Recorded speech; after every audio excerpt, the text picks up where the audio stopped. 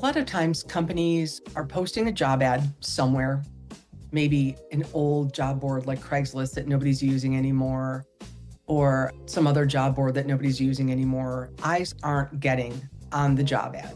You need to be able to have people see your ad to be able to apply for it. It's very passive.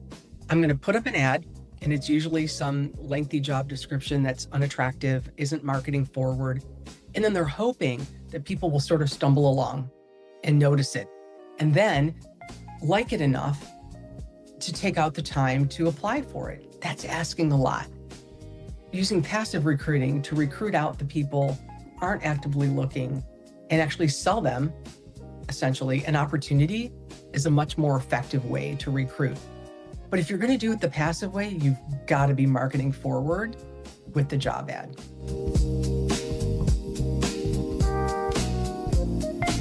Job descriptions are a dry HR tool. Job postings are an attractive marketing tool.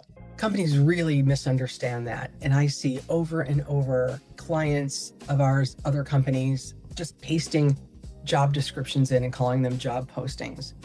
Don't do that. Don't go more than about 2/3 of a page in duration. People have short attention spans.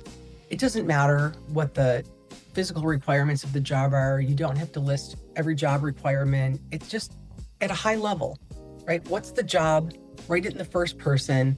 If you're the ideal person, you have the following qualifications. Once they're interested and you're interested in them, then you can send them the full job description. But a job description and a job posting are really, really different animals, and they should not be confused.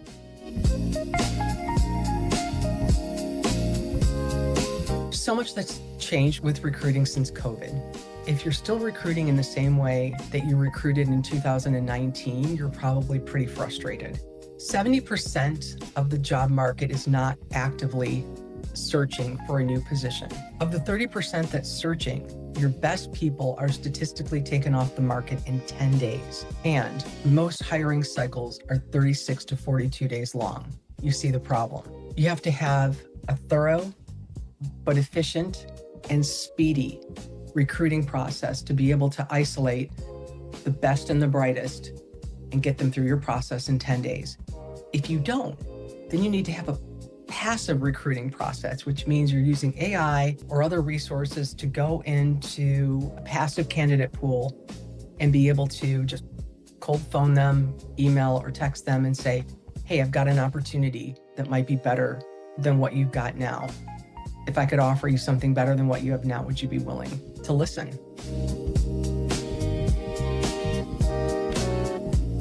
Rewrite your job postings. Make them probably about half the length that you've got them now, about 2/3 of a page.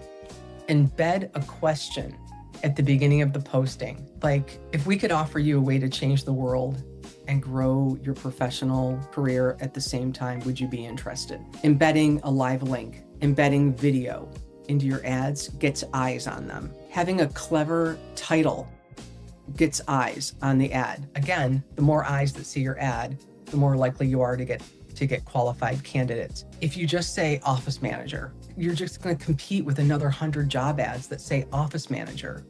But if you say office manager for a well-funded startup that's changing the world, it's going to get a lot more attention. So having a clever title, but also a title that accurately describes what the job is super important to get eyes on it.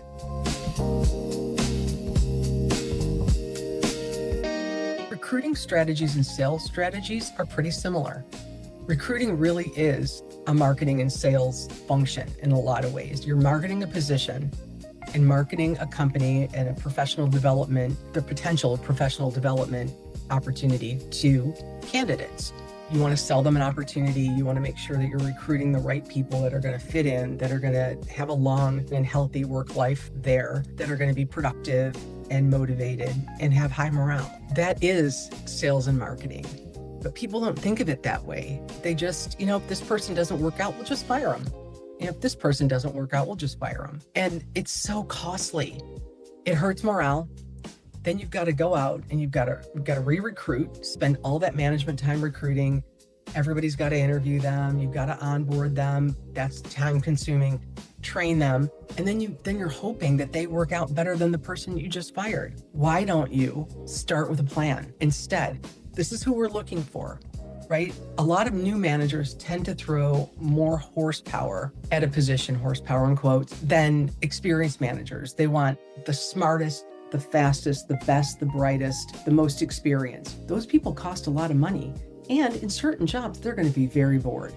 So it's matching up the opportunity with the skill set and then selling it. So that is a strategic function. And you should be planning out your hiring, but also plan out to the extent that if we get 4 new clients, that means we'll need 1 more project manager. If we get 4 new clients, that means we'll need 1 more bookkeeper or accountant, right? Your recruiting and hiring strategy should tie right into your growth strategy for your organization. Having a hiring and recruiting strategy that's current, that's tied up with 2026 hiring practices, candidate flow, the job ads that attract attention, tying all that stuff up into a recruiting strategy is going to increase your profits, increase people's engagement, increase productivity, increase employee motivation, decrease your costs of having to constantly cycle through recruiting, hiring, training, onboarding new employees. It's going to save you money and increase your profits in the long run. If you're not sure how to get started with a recruiting strategy, or you're not sure how to write your job postings to get eyes on them, or you're not sure how to use passive recruiting or AI to recruit great candidates, call Next Level Strategies. We can help.